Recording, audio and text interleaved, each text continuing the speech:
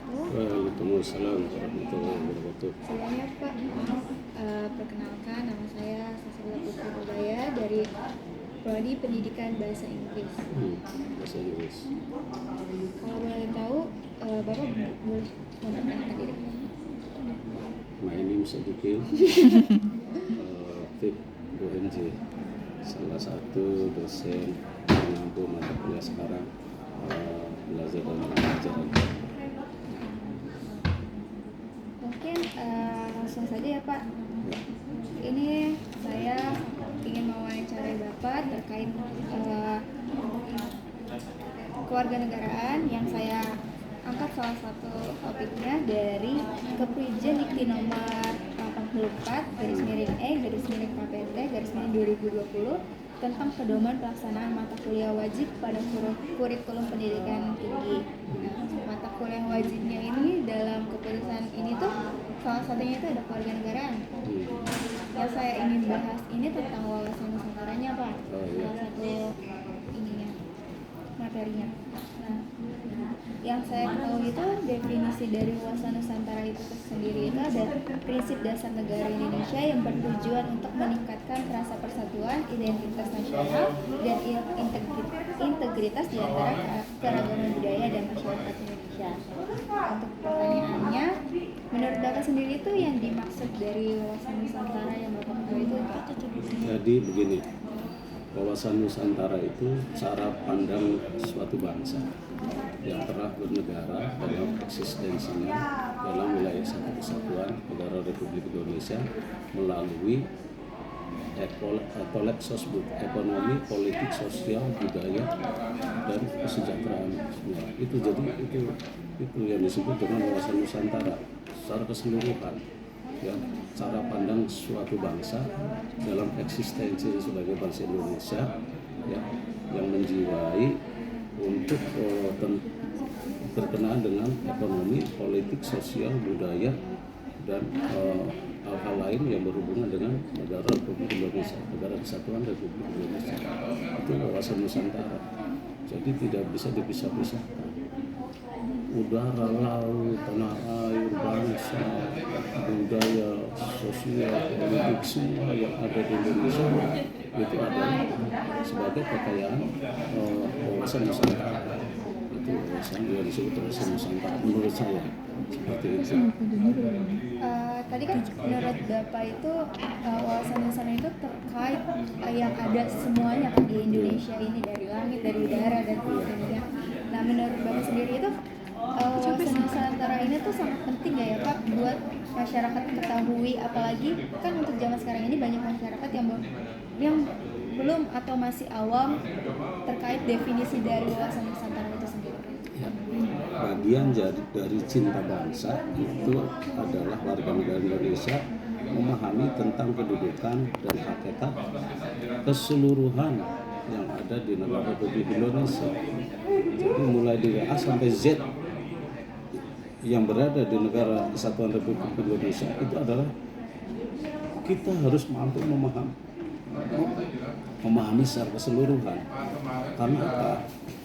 Karena itulah letaknya bahwa bangsa itu mampu melihat, mampu menggambarkan situasi dan kondisi, termasuk politiknya, termasuk budayanya, termasuk ekonominya, termasuk keamanannya. Nah itu. Nah kalau sudah menyadari seperti itu, penting bangsa Indonesia untuk mewujudkan apa yang dicita-citakan oleh bangsa Indonesia, oleh negara Republik Indonesia. Jadi negara yang aman, sejahtera, ya kan, berkepribadian, memiliki kemampuan tinggi warganya, dan dia melakukan sesuatu yang sesuai dengan bidangnya, kemampuannya, potensinya. Nah itu salah satu dari ranah wawasan Nusantara. Berarti kita tuh masyarakat itu butuh kesadaran itu ya Pak, yang untuk membangun suatu kekuatan Nusantara itu sendiri. Iya, betul. Nah, menurut Bapak sendiri nih, ada nggak sih upaya untuk menyadarkan betapa pentingnya wawasan Nusantara? Oke. Jadi itulah peran dari berbagai pihak untuk menyadarkan bahasa Indonesia, termasuk peran guru ya sebagai profesinya untuk menata dari awal sedini mungkin, dari mulai SD, dari PAUD SD, tentang bagaimana wawasan Nusantara kepada para pelajar yang sudah kadung dewasa. Nah, inilah pentingnya ya para yang memberikan penyuluhan, para penyuluh negara. Jadi nanti saya harus berkata di sini penting sebenarnya harus ada penyuluh negara pada masyarakat, karena masyarakat masing-masing sibuk mengurusi apa yang akan diperoleh untuk keluarganya, untuk kebutuhannya, memenuhi kebutuhan.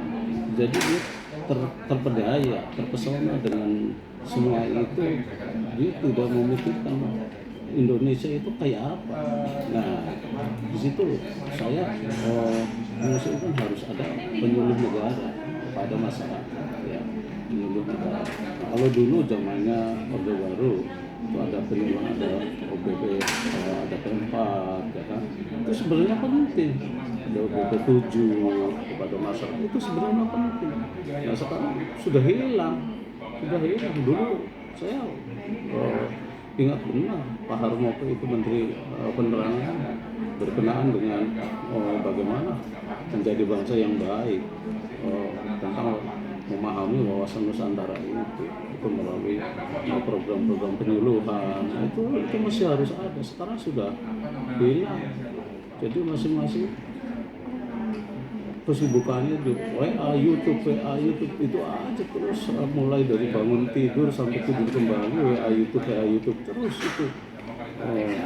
Bangsa Indonesia tanpa disuluhi dengan hal-hal yang membuat jelas memaknai negara yang bangsa Indonesia tentang wawasan Nusantara itu. Tadi kan kita sudah bahas nih apa tentang wawasan Nusantara ini. Saya ingin bertanya nih Pak, kalau untuk keluarga negara ini, menurut Bapak tuh waktu yang efektif untuk belajar keluarga negara itu tuh di mata kuliah ini di kampus itu butuh berapa SKS? Jadi saya juga ada teman-teman saya sudah bilang kalau hanya 2 SKS itu sangat minim ya, karena perlu membahas begitu luas ya, termasuk dengan profil pelajar Pancasila-nya. Tadi proyek penguatan profil pelajar Pancasila atau P5-nya sekarang dengan kurikulum Merdeka Belajar itu membutuhkan 2 jam lagi kalau menurut Bapak, yaitu 2 jam sehingga 4 jam. Karena apa?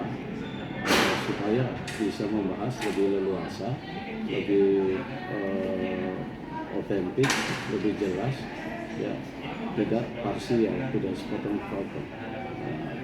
Jadi seperti itu.